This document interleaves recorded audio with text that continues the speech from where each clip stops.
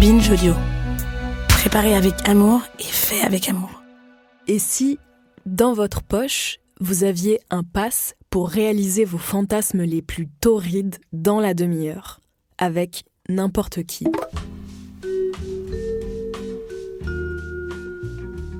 C'est un peu le rêve, non?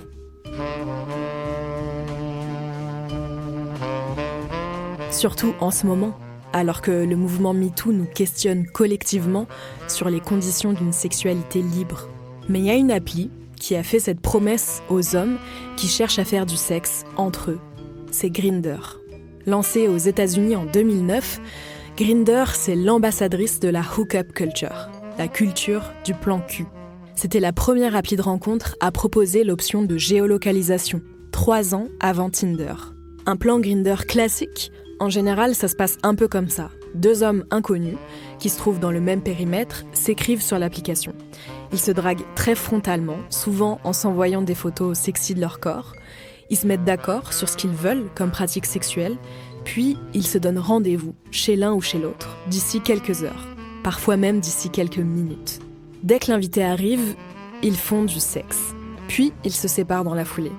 Certains peuvent décider de se revoir, pour du cul, pour une relation amoureuse ou même parfois pour devenir amis, mais le plus souvent, les partenaires ne se croisent plus jamais. Ils sont 13 millions dans le monde à utiliser cette appli chaque mois. Ça pose plein de questions sur le partage de données. D'ailleurs, Grindr s'est fait épingler par plusieurs pays à ce sujet. Mais malgré ça, dans un monde profondément homophobe, c'est une révolution. Ça permet aux hommes gays et bisexuels de se rencontrer plus facilement, peu importe d'où ils viennent. Ça peut les aider à sortir de l'isolement pour explorer pleinement leur sexualité et puis faire communauté, créer une culture érotique commune. Grindr, mais aussi Hornet, Romeo, Scruff, Jack'd, Blood et plein d'autres, les sites et les applis de rencontre sont aujourd'hui incontournables dans la construction de la sexualité homosexuelle. En France, 80% des hommes gays les utilisent au moins une fois par an. Mais ça ne veut pas dire que Grindr est un havre de paix où on peut baiser loin de tout contrôle social. Faire du sexe, c'est pas juste une histoire de feeling et de désir. Comme dans tous les pans de nos vies, la sexualité est traversée par des rapports de pouvoir. Et si on s'imagine que le fait d'être entre hommes, ça pourrait aider à contourner les logiques patriarcales de domination, dans les faits, c'est bien plus compliqué que ça. Mon invité s'est glissé dans la peau des utilisateurs de Grindr pendant 7 ans de recherche. Et dans la conversation que vous allez écouter, il va nous raconter tout ce qu'il a découvert.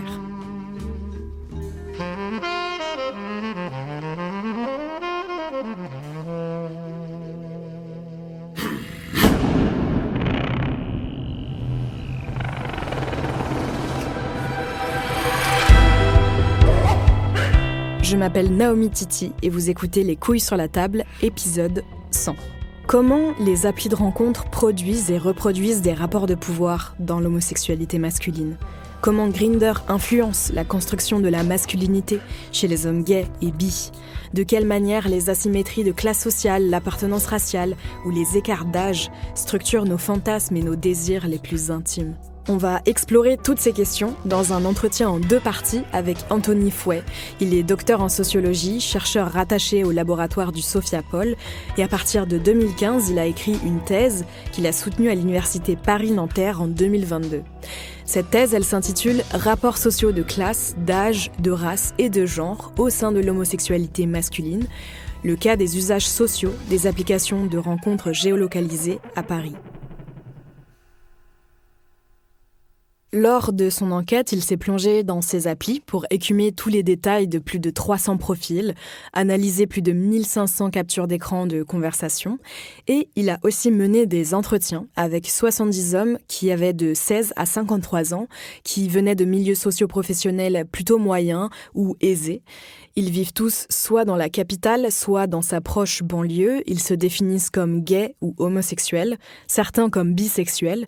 Il n'a rencontré aucun homme hétéro, mais ça peut arriver que certains se retrouvent sur Grindr. Pour ouvrir cette discussion, j'ai commencé par lui demander de nous raconter comment se présente cette application.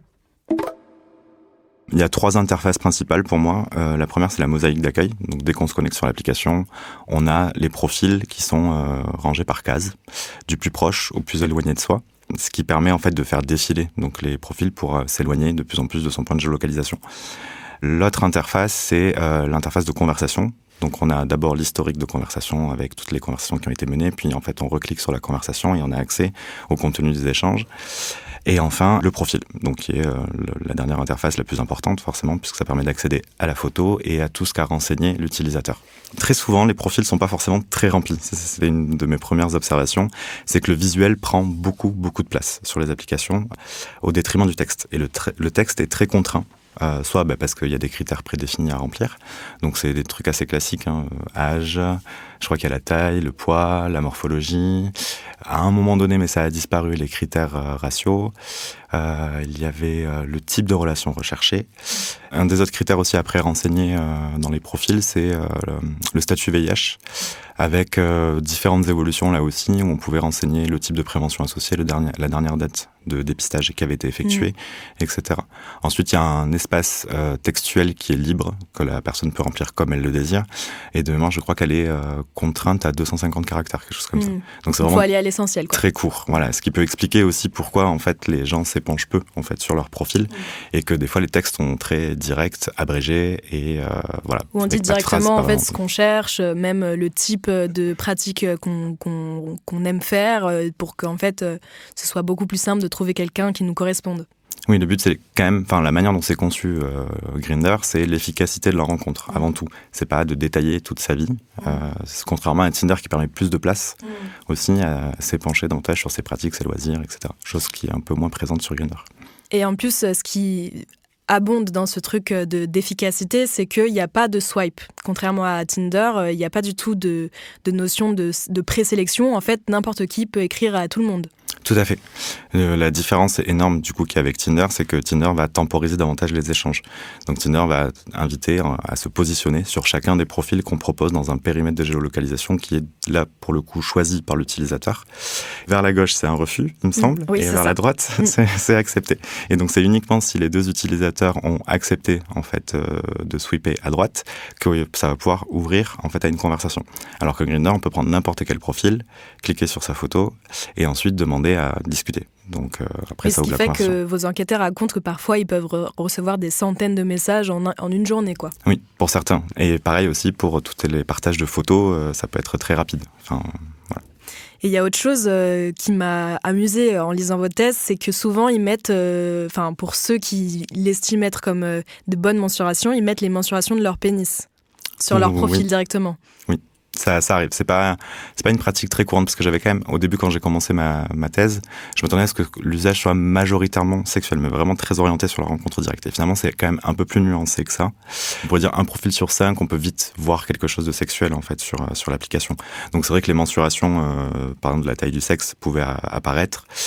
Et puis des fois des pratiques aussi sexuelles assez crues, assez directes, pouvaient être aussi mentionnées. Donc même si les applications gays comme Grindr sont différentes d'autres applications plus mainstream et qui s'ouvrent aussi aux hétérosexuels, l'approche est quand même similaire dans l'approche genrée. C'est ce que vous avez remarqué dans votre thèse et qui peut être assez surprenant. Et vous reprenez l'analyse de la sociologue Marie Bergstrom, qui est spécialiste des rencontres amoureuses sur Internet, et elle remarque que même quand elles sont destinées à des utilisateurs homosexuels, les applis de rencontres, elles sont conçues à travers une perception hétéro-orientée. Qu'est-ce que ça veut dire ? Alors Marie Bergstrom, elle a mené des entretiens avec des concepteurs d'applications, ce qui lui a permis en fait de tirer ce résultat d'une conception des sites et applications de rencontres hétéro-orientées. Ce qu'elle entend par là, c'est que en fait, il y a 3 logiques qui sous-tendraient la conception des applications et des sites. La première, c'est quelque chose qui est très centré sur le profit. C'est une entreprise, en fait, les sites et les applications de rencontres. Donc, le but, c'est de générer du profit. Donc, c'est plutôt des techniciens. Ils n'ont pas forcément de compétences en la matière de rencontres amoureuses, sexuelles, etc. Donc, le but, c'est d'avoir une logique qui est centrée sur un usage général de la population, des rencontres, qui serait, du coup, par défaut, une logique hétérosexuelle. Puisque c'est la majorité de la population. Puisque c'est la majorité. Ensuite, une autre partie, c'est plutôt la segmentation des marchés. Donc, une fois un site ou une application de rencontre fonctionne sur la population générale, on va commencer à s'intéresser à certains marchés de niche. Et c'est là où on retrouve des applications plus spécifiques, dont homosexuels, par exemple, mais aussi d'affinités religieuses, ou encore de segments par tranche d'âge, comme des applications ou des sites destinés aux seniors, par exemple. Donc là, c'est pareil. En fait, quand ils conçoivent les applications, et c'est ce que montre Marie, c'est que la logique, c'est de se positionner, en fait, de reprendre des représentations sociales qui sont très communes, finalement. Le but, c'est pas de déconstruire, c'est de aller sur quelque chose qui fonctionne. Donc, voilà. Et qui semble familier aux utilisateurs, quoi. Tout à fait. Et qui peut correspondre, du coup, en effet, à une partie de la population qui est ciblée, mais pas forcément à sa totalité. Donc, c'est là où ça pose un peu question. Et la dernière logique, c'est qu'il y a un investissement, en fait, sur les stéréotypes de genre et de la sexualité avec une vision très binaire, finalement.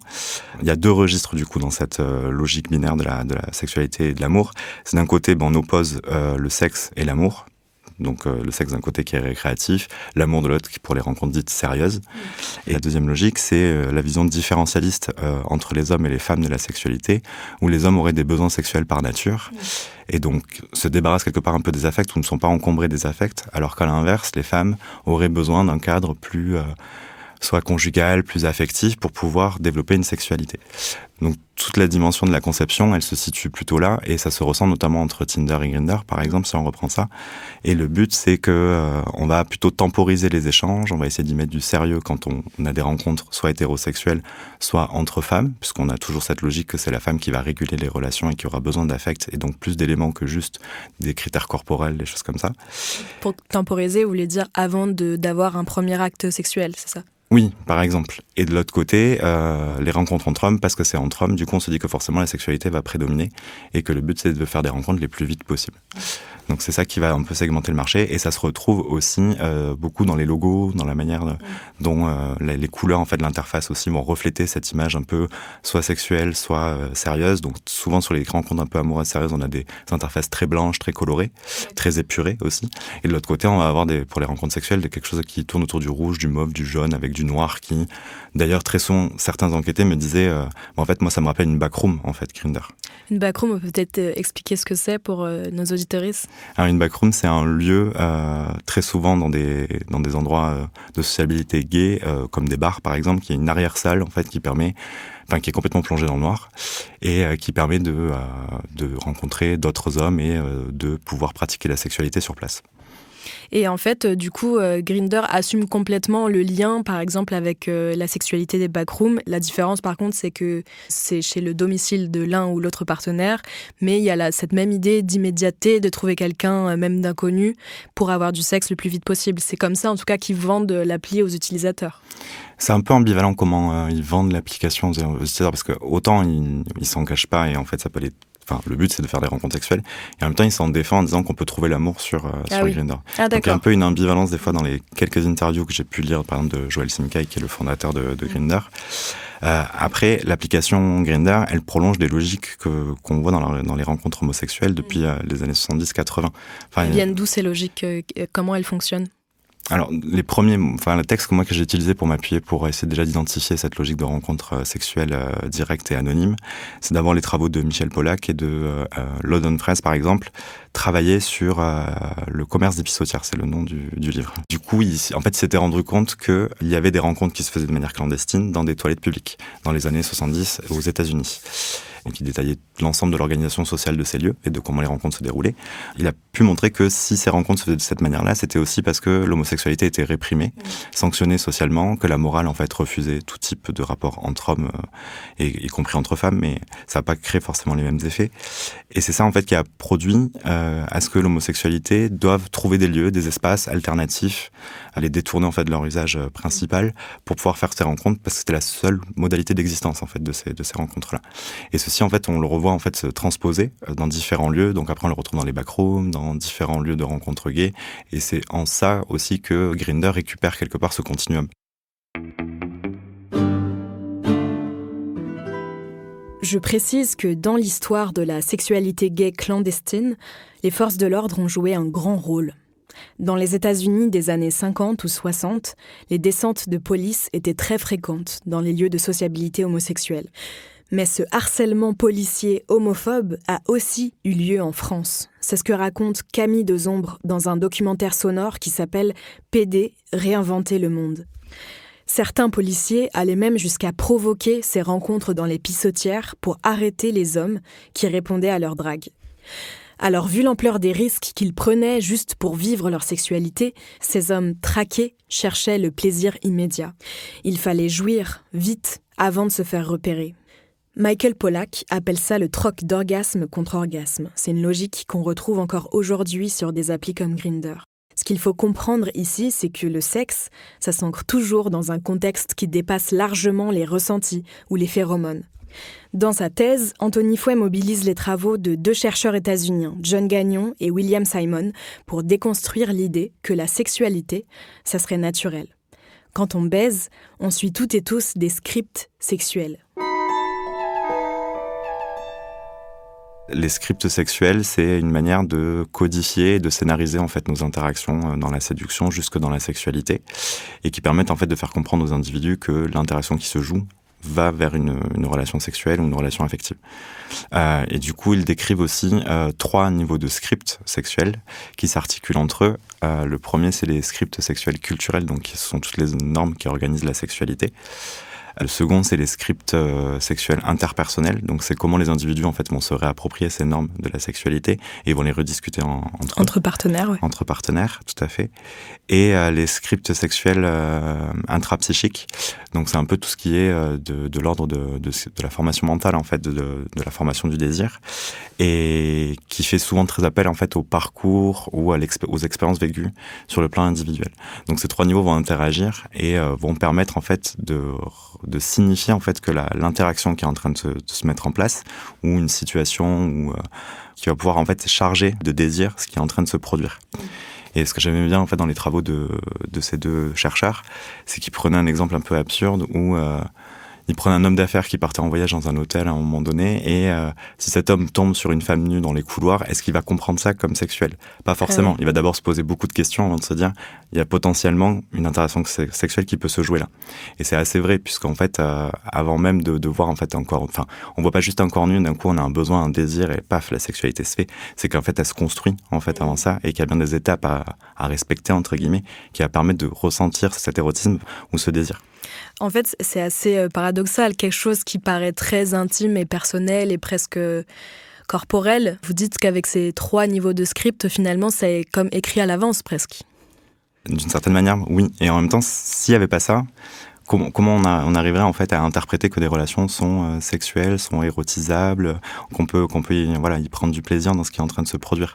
Ça, c'est un peu ambivalent parce que si on enlève le script, et notamment c'est ce qui passe beaucoup dans les applications, c'est que si on mobilise pas des rôles, des codes déjà préidentifiés, en fait, le désir sexuel, il n'est pas vraiment, quoi. On comprend pas bien ce qui se passe.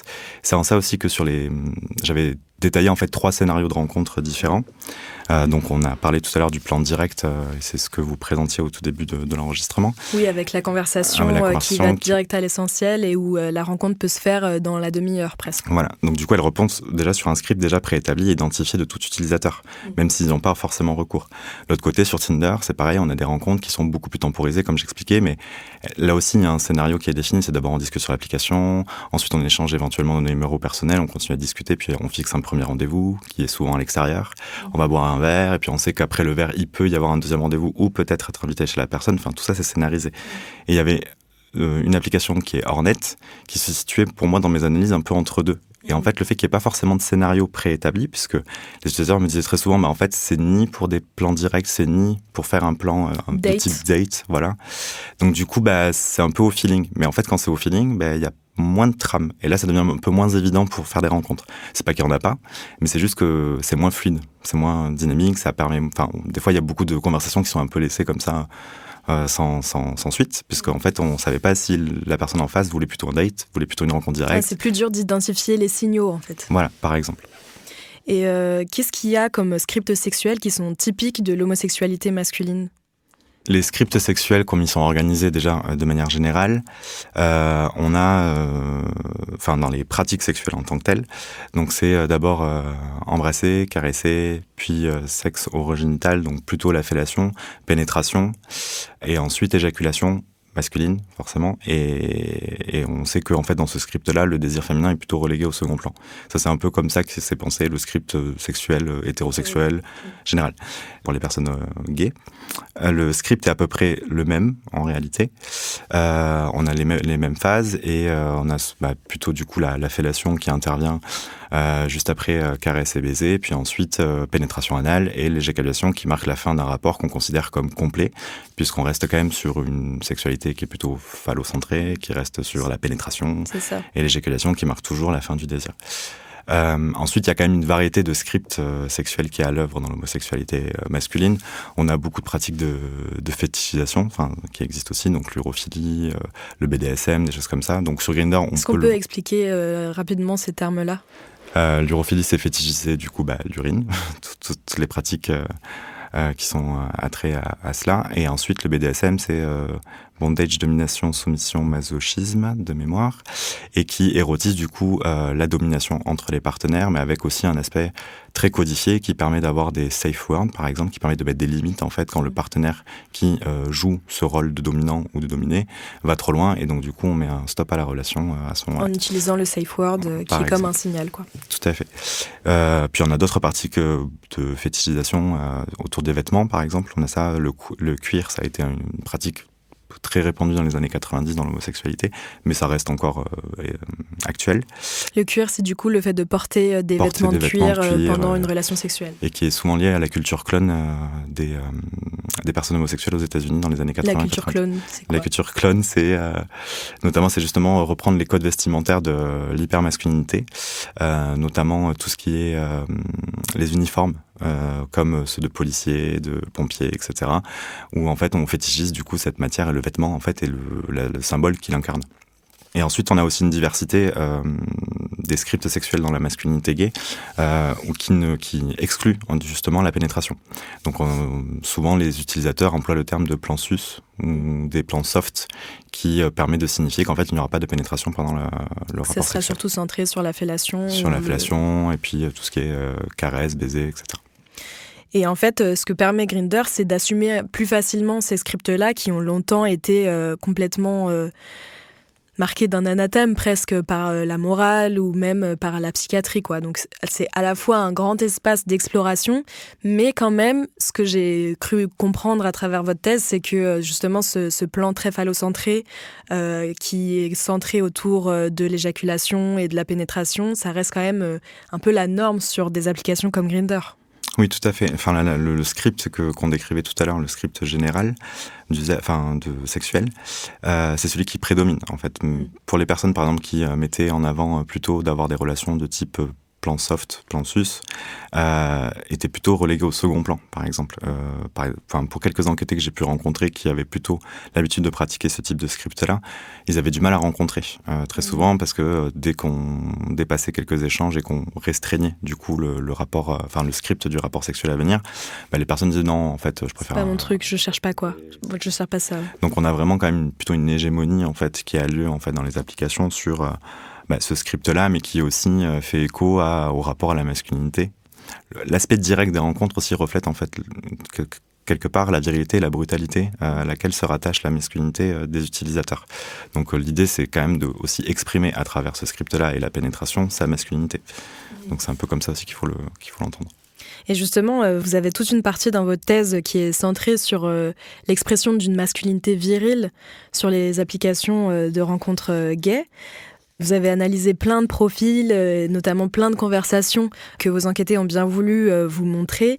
Et ce modèle de la masculinité virile, que ce soit dans les vêtements, comme vous en avez parlé, dans ce script-là, il ressort beaucoup. Qu'est-ce qu'il y a d'autre qui relève justement de cette expression et de cette recherche d'une masculinité virile dans les plans Grindr ?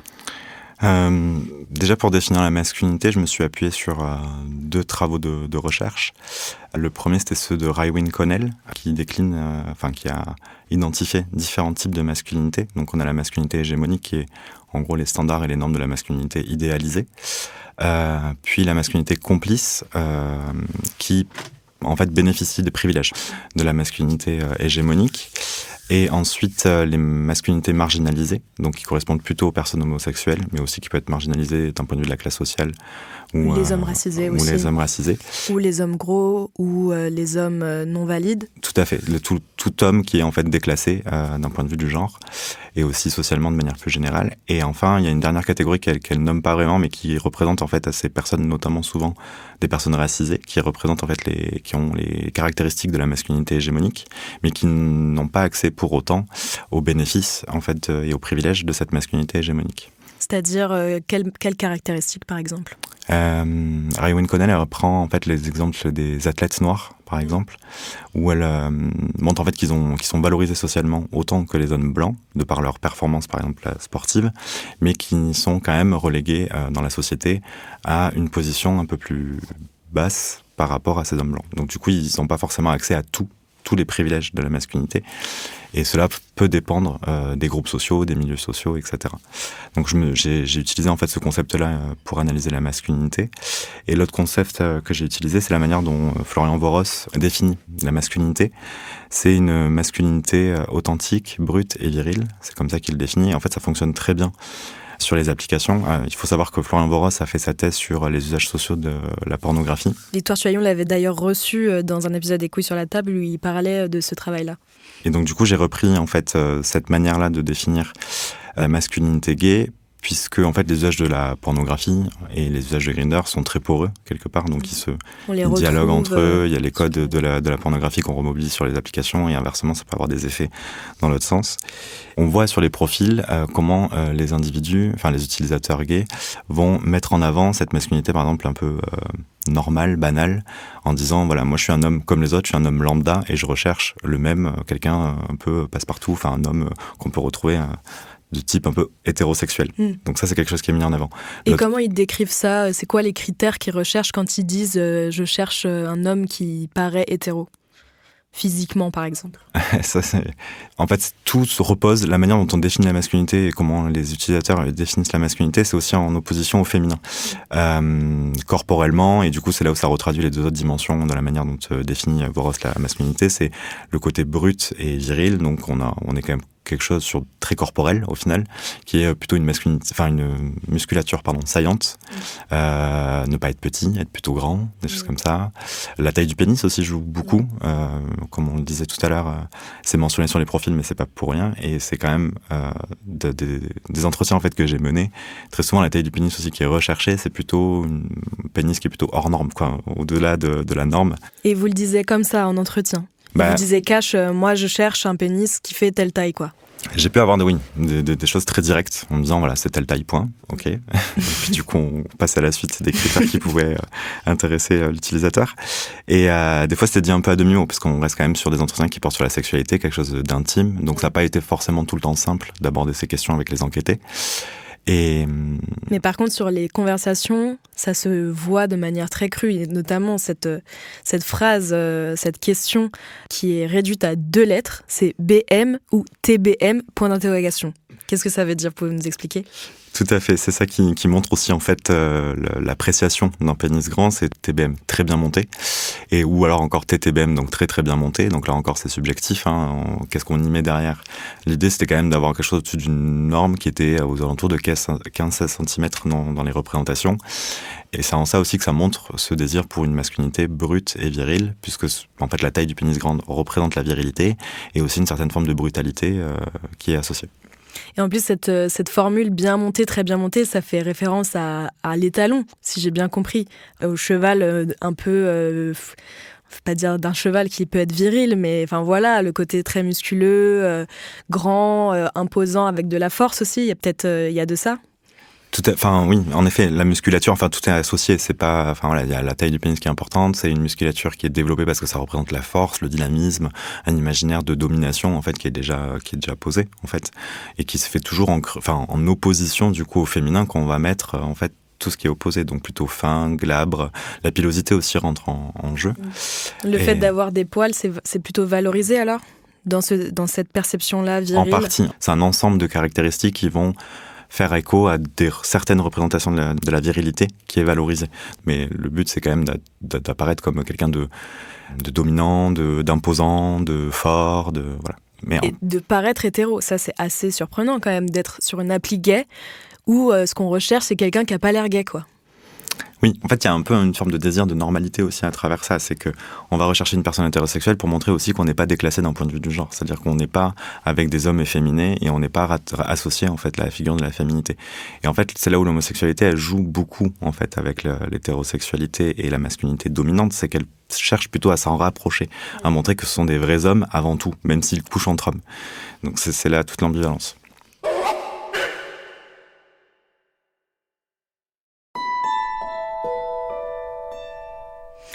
Et vous parliez du fait que aussi la masculinité telle qu'elle est conçue de façon dominante, c'est en opposition avec la féminité. Et ça, comment ça se voit sur les applications ? Alors ça se voit de manière assez franche et directe. Encore une fois, c'est pas tous les profils qui vont exprimer ça, ça se perçoit de temps en temps. Très souvent, la formule qui revenait sur les profils, c'était pas de folle. Donc la folle, c'est ce qu'on considère comme un homme qui va être exubérant, qui va montrer beaucoup de signes de féminité, autant dans le vêtement que dans les manières. Les manières, c'est-à-dire la voix, l'intonation, les gestes. Oui, de ce qu'on me décrivait beaucoup, c'était la voix. Ça me surprenait parce que quand je leur disais c'est quoi qui est rédhibitoire quand tu rencontres quelqu'un, et qui me disait en fait quand il arrive à mon domicile et que je l'imaginais hyper viril et qui était assez musclé, etc. Et en fait il avait une voix très aiguë, oui, avec des intonations qui me paraissaient féminines. Moi c'est rédhibitoire. Donc la voix revenait quand même souvent, alors que je m'attendais plutôt à des critères beaucoup plus physiques pour le coup. La figure de la folle aussi, elle fait partie d'un héritage de la culture homosexuelle. Et c'est là où c'est très ambivalent, parce que et encore aujourd'hui on le voit beaucoup, notamment avec la culture drag queen qui émerge énormément. C'est que autant on peut voir des communautés, une partie de la communauté LGBTQI qui est très exubérante, qui déconstruit le genre, qui montre que on n'est pas sur un rapport très binaire en fait homme-femme. Et autant dans les usages des applications, et on peut peut-être le retrouver dans d'autres espaces de sociabilité gay, où la masculinité, cette masculinité que décrit Florent Everos et que j'ai aussi observé, qui est brute, virile, authentique, ressort énormément aussi. Donc on a quand même deux contrastes qui sont très forts. Et historiquement aussi, la manière dont s'est construit la masculinité brute, virile et authentique, c'était à la base à une réponse. Dans les années 80, la culture clone dont je parlais tout à l'heure, c'était une réponse du coup à l'homophobie qui était faite. C'était parce qu'on déclasse en fait les personnes homosexuelles, parce qu'on les déclasse d'un point de vue du genre, le but ça a été de montrer qu'en fait on pouvait être plus viril que les hommes hétérosexuels eux-mêmes. Donc en fait il y avait ces jeux-là aussi de retournement du stigmate qui étaient très fins et qui signifie quelque chose politiquement, mais qui signifie toujours quelque chose politiquement à mon avis, mais qui des fois en fait se diffuse dans une culture beaucoup plus vaste et qui peut se signifier avec une concordance avec les normes de genre. Donc finalement, ce qu'on retrouve comme étant les traits d'une masculinité désirable, c'est très proche des masculinités hétéros considérées comme désirables. Oui, et en fait, c'est là où on voit notamment la taille du corps peut jouer beaucoup dans l'assignation des rôles sexuels, par exemple. Il y a pas mal de travaux en sociologie qui montrent, et ça c'est quelque chose qui m'avait beaucoup fasciné, comment le corps, juste la taille ou le poids, peut avoir des effets en fait très forts sur l'insertion sur le marché de l'emploi, par exemple, ou sur le marché matrimonial. Et pour moi, c'est des différences qui me paraissaient anodines, mais en fait, elles jouent beaucoup dans la sélection de partenaires. Le fait d'avoir un partenaire qui est un peu plus grand que soi, mais pas de beaucoup, de 5-10 cm, peut jouer en fait dans la manière dont moi je me définis par exemple comme actif, passif. Donc actif, c'est le fait d'adosser le rôle de la personne qui pénètre l'autre partenaire, et passif, c'est celui qui reçoit la pénétration de l'autre partenaire. Et donc ça, en fait, ça joue de manière quelque part un peu stéréotypé et un peu caricatural dans les applications, sur le fait, ce partenaire il est un peu plus grand, un peu plus fort que moi, et donc en fait dans la construction du désir qui est assez commune, ça va être plutôt lui qui va endosser le rôle d'actif, donc dans la pénétration.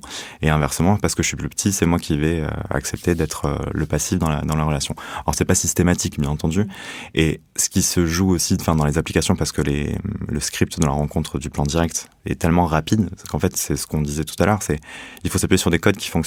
Donc en fait, ces codes-là, ils sont déjà assez scriptés, et on les voit aussi par exemple dans la pornographie. La taille des acteurs, des choses comme ça, va jouer en fait sur, lui va plutôt endosser ce rôle d'actif parce que c'est lui qui va incarner cette masculinité, et l'autre le passif parce c'est pas qu'il va être moins masculin, parce qu'on a quand même des passifs très masculins et on le voit aussi dans la pornographie. Mais du coup, ça va jouer dans l'attribution d'un rôle plus passif, plus soumis entre guillemets, même si ça reste très symbolique aussi, parce que c'est pas forcément que des rapports de domination avec des gestes qui peuvent manifester cette domination. C'est juste une assignation qui se fait parce qu'elle résonne en fait avec d'autres normes de la sexualité qui sont beaucoup plus connues des utilisateurs. Et ce que vous dites, c'est que ces rôles sexuels d'actif et passif, finalement, ils rejouent quelque chose de très genré, d'une sexualité qui paraît collée à la sexualité hétéro, quoi, avec l'idée que l'actif, c'est celui qui est dominant même physiquement, et donc associé à l'homme, au masculin, et le passif, par exemple, ceux qui sont codés comme étant plus féminins sur les applications, on va d'office considérer qu'ils sont forcément passifs. Oui, en fait, c'est un peu le jeu de Grindr qui est un peu à double tranchant aussi, et c'est en ça qu'on parle de rapport social aussi, c'est parce que c'est pas uniquement de se dire je me définis comme ça et donc on va accepter cette définition de moi. Ça marche pas tout le temps comme ça. L'assignation aussi à des rôles, mais aussi à des catégories sociales quelconques, se fait aussi par les autres utilisateurs et comment la société en fait imagine ces rôles. Donc c'est quand même, il suffit pas juste que l'individu se dit bah voilà, moi je suis passif, ce sera que passif. Oui, ça fonctionne bien entendu, mais ça peut limiter en fait les rencontres possibles à faire sur l'application. Et ça, j'avais beaucoup d'enquêtés qui me décrivaient. Bah, les gens imaginent que parce que j'ai un gros pénis, forcément je suis actif. Les gens imaginent parce que j'ai des fesses un peu rebondies, je suis forcément passif, ou je suis glabre, etc. Et se défaire en fait de cette projection qui est faite sur soi est assez complexe dans les applications parce que tout se veut pour aller vite en fait. Donc tout est assez expéditif quoi finalement. Exactement. Et donc en ça, c'est difficile quand même de faire des écarts à la norme dans les usages. C'est difficile de se soustraire en fait aux assignations qui nous sont faites. Ce que vous montrez dans votre thèse, c'est que finalement, vos enquêtés, ils s'adaptent beaucoup en fonction du partenaire avec qui ils discutent, quoi. Il y en a un de mémoire qui dit que il est plutôt masculin, plutôt grand et plutôt actif, mais si il discute avec un partenaire qui est plus grand que lui, bah, tout de suite, il va assumer d'être passif alors qu'il n'est pas forcément d'emblée dans ce rôle-là, quoi. Oui, alors ça c'est plutôt les enquêtés que j'ai rencontrés que je qualifiais d'être entre guillemets dominer les usages, dans le sens où en fait ils avaient la possibilité d'avoir tous les répertoires sexuels qu'ils pouvaient avoir sous la main, parce qu'en fait ils avaient un corps qui rentrait plutôt dans la norme, donc qui est plutôt un corps quand même blanc, avec une taille moyenne, avec une taille de pénis moyenne, avec une musculature, enfin ni gros ni mince, voilà, donc ils rentraient bien dans ce qu'on attendait d'une masculinité normale, et donc ça leur permettait en fait justement de varier. En fait c'est plutôt pour les enquêtés qui se retrouvaient pas en fait dans cette norme, surtout sur des critères corporels, qui devaient en fait plutôt jouer avec ce qu'on imposait d'eux. Et donc c'était plus difficile de trouver des partenaires qui pouvaient déroger à certains scripts sexuels préétablis. Je ne sais pas si vous avez rencontré beaucoup ce cas de figure-là, mais les hommes gros, qui sont considérés comme n'ayant pas suffisamment de muscles ou n'étant pas suffisamment minces, comment ils font pour se démêler dans toutes ces assignations de rôles sexuels ? C'est un peu délicat quand même J'avais des enquêtés qui pouvaient dire qu'ils étaient gros. Alors j'en ai pas eu beaucoup qui se définissaient comme tels. C'est pas en prenant de manière isolée que le fait d'être gros, c'est un ensemble de caractéristiques qui sont déclassées, qui fait que de toute façon on a moins de possibilités. C'est pas qu'on en a pas, mais on a juste moins de possibilités de rencontre. Et donc c'est là où les réactions des fois peuvent être un peu virulentes de la part d'autres utilisateurs qui vont rappeler de manière des fois même très... pour certains enquêtés, par exemple, découvraient des fois qu'ils étaient gros en fait sur les usages, ah oui. Parce qu'en fait ils se percevaient pas comme ça, mais parce qu'on leur renvoyait ça en fait. Pas forcément. Oui, voilà. On s'expose quand même, beaucoup de son intimité, puisque les photos échangées quand même sur Grindr pour un plan direct, ça demande quand même beaucoup de nudité. Et donc c'est en ça où des fois certains enquêtés, notamment je me souviens d'un qui était assez jeune et qui me disait, moi j'ai beaucoup perdu de poids. Grâce à Grindr, entre guillemets, puisqu'en fait les réactions d'autres utilisateurs ou des partenaires avec qui ils voulaient avoir des relations qui correspondaient aux normes de masculinité, et bien en fait ils lui reprochaient d'être trop gros, ou pas, alors que lui-même disait mais en fait j'ai un poids assez standard au final. Et donc ces rappels à la norme sont assez violents puisqu'en fait ils sont donné par l'utilisateur en face et après il n'y a plus d'échange quoi, et ça se termine là. Donc on peut pas revenir en fait en disant on rediscute de la norme 2 minutes en fait, est-ce que j'y rentrerai peut-être un peu plus ou et regarde j'ai d'autres qualités, voilà. Donc c'est en ça que c'est très violent.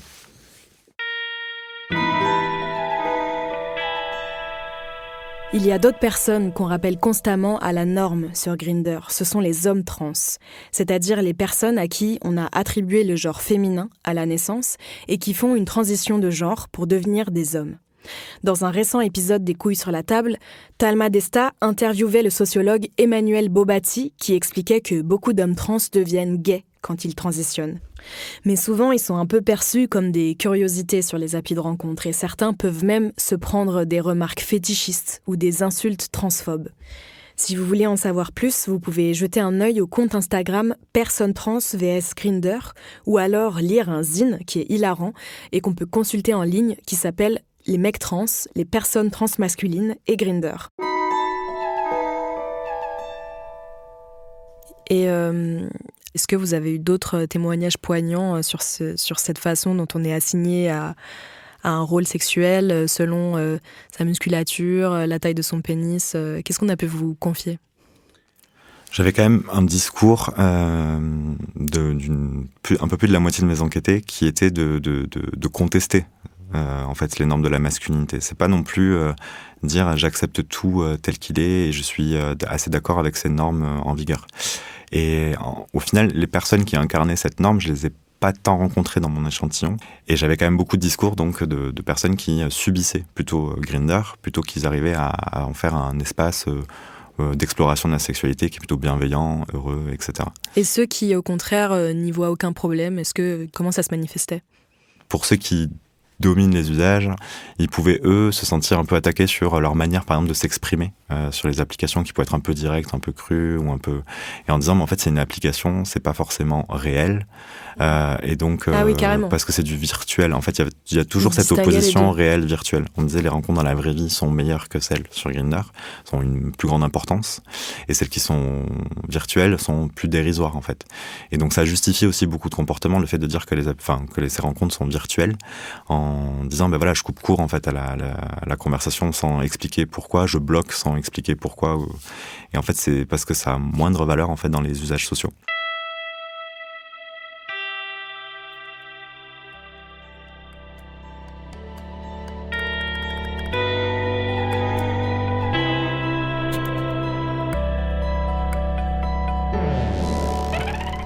C'est la fin de la première partie de ce 100e épisode des Couilles sur la table.